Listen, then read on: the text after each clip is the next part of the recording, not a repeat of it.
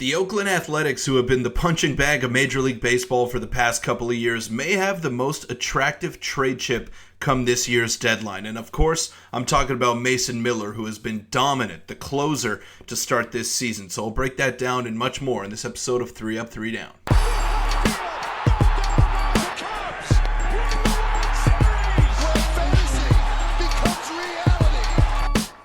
What's up, everybody? I'm your host, Peter Vryonis. Welcome into this episode of 3 Up, 3 Down. Today, we're going to be talking about Mason Miller and his dominance as the Oakland A's closer so far. He has been so good, and I'm going to show you his numbers in a little bit here, just so I don't waste any time. But before I do that, make sure to hit the subscribe button. It'd mean a lot to me.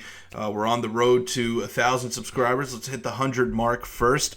But you guys killed it in the first video. We're going to be uploading daily for you, so make sure to stay tuned for that. But Mason Miller has been the topic of conversation when it comes to the Oakland Athletics. And I got to give them a little bit of love because they have been better than we all thought they would be. They're only about 10 or 11 games under 500, even though we thought that they might not even win 40 games this year with that current roster that they had. And I got to give some love to Abraham Toro as well, fellow Canadian who hit a go-ahead home run just the other night. But I want to talk about Mason Miller today. And let's take a look at his stats, in the last 15 games. So 19 and a third innings pitched, 40 strikeouts, no earned runs, and the thing that stands out to me the most, 0 walks in those 15 appearances that he's had. I can't even begin to wrap my head around those numbers. Let's go through them again. 19 and a third of an innings pitched, 0 runs, 40 strikeouts, so more than 2 strikeouts an inning, and no walks. And this is someone who did struggle with control last year. But Mason Miller, you got to give him so much credit for the way that he's pitched. And sometimes those surface numbers don't really do justice how well he's been playing all season. So let's take a look at his baseball reference here. He's got 1.4 WAR, which would rank him among some of the league leaders. 20.1 innings pitched, 41 strikeouts, and a 0.59 whip on the season. Those are ludicrous numbers. Ludicrous. And he's just been fantastic. He's the best closer in baseball. Now, if you're an Emmanuel Class A fan, sure, that's a good answer as well, but I think Mason Miller is the most dominant pitcher in the major leagues right now, and he's just unbelievable. And let's look at his baseball savant as well. Look at those. All 100th percentile. He's the best. He's the best in expected ERA, expected batting average. His average fastball velocity, 100.9 miles an hour. 100.9 miles an hour consistently. His average exit velocity, he's got to work on that a little bit. It's only in the 98th percentile. The chase percentage is elite. The whiff percentage, elite. And the K percentage, of course, as evident by those numbers that I showed you before, elite. But sometimes even baseball savant could lie. Even those advanced metrics could lie. So let's take a look at him striking out the side against the Colorado Rockies just the other night. So that's 100 right there. 100 top of the zone. And 101 just to finish you off. Then to Charlie Blackmon right there, 101. 102. And a filthy slider. 89 miles an hour. Just falls off the table. 101. 102. And then 103. See ya. Have a good night, Colorado Rockies. And sometimes looking at it from that angle doesn't do it justice. So let's take a look at this angle right here. How do you hit that? How do you hit that? That's just incredible.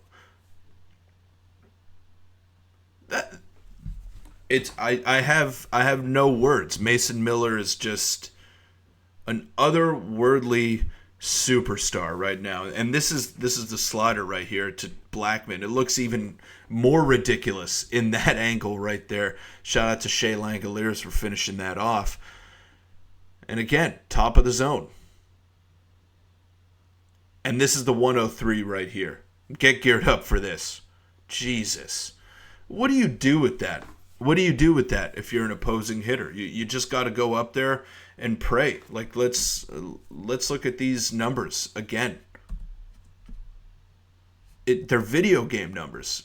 They're video game numbers. These are the type of numbers that if you were to make a MLB The Show character because you were bored of hitting home runs all the time, you'd make a closer, make him throw as hard as he can, and just see what happens. And that's when Mason Miller comes into the picture. That's what Mason Miller looks like to the average fan right there. And it's just been so impressive. And the thing that I want to touch on here is the trade speculation that has been going on with Mason Miller. Because, yes, he's probably the best closer in baseball right now. I'd even say he could be the best pitcher in baseball. He's been that valuable to the Oakland Athletics.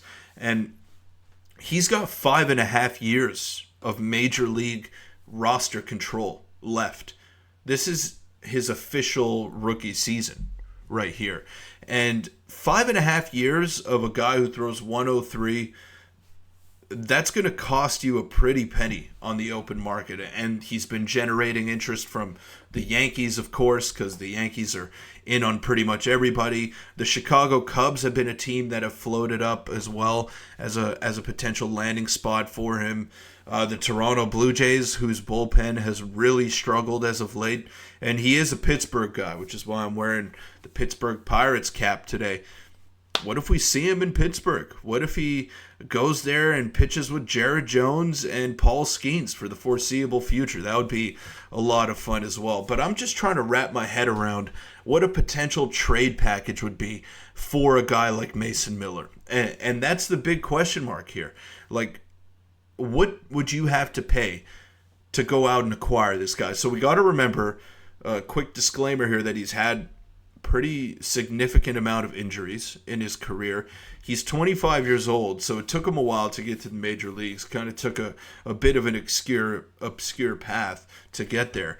But, I mean, we can't deny what we're seeing right now out of him. And he's been the best pitcher in baseball this year. There's no doubt about that. So what would it take to acquire him? I saw a package getting floated by the Baltimore Orioles. This was like a mock trade from Bleacher Report.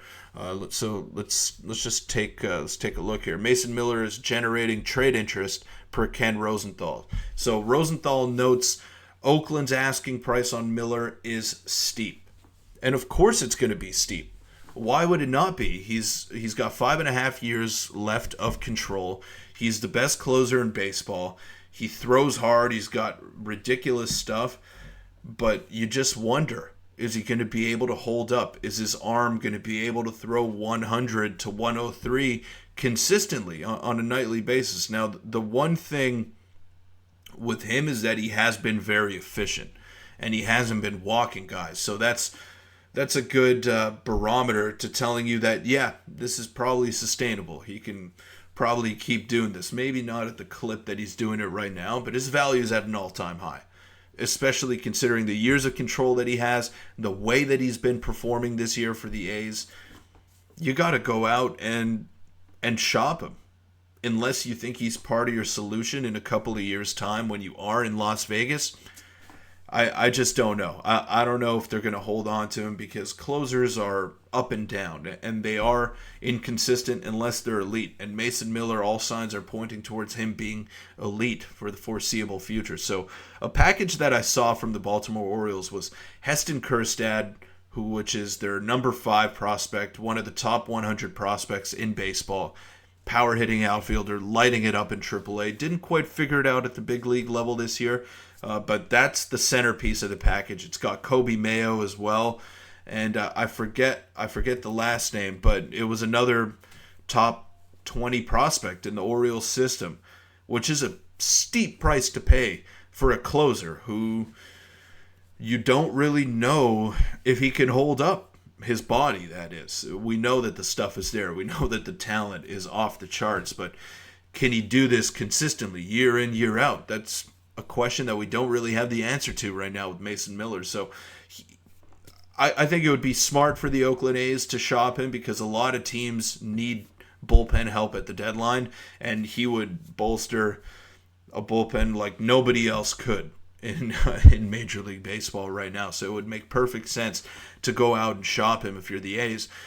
But what is it going to cost for you going the other way? And is it worth it for the A's? Do they think that they're going to be good starting in a couple of years? And do they want this guy in Vegas with them? I would think that they do.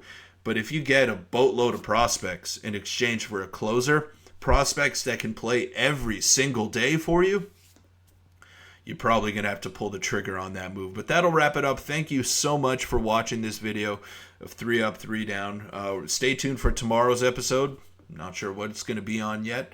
But make sure to hit that subscribe button. Thank you for making it all the way to the end of this video. And we will see you tomorrow.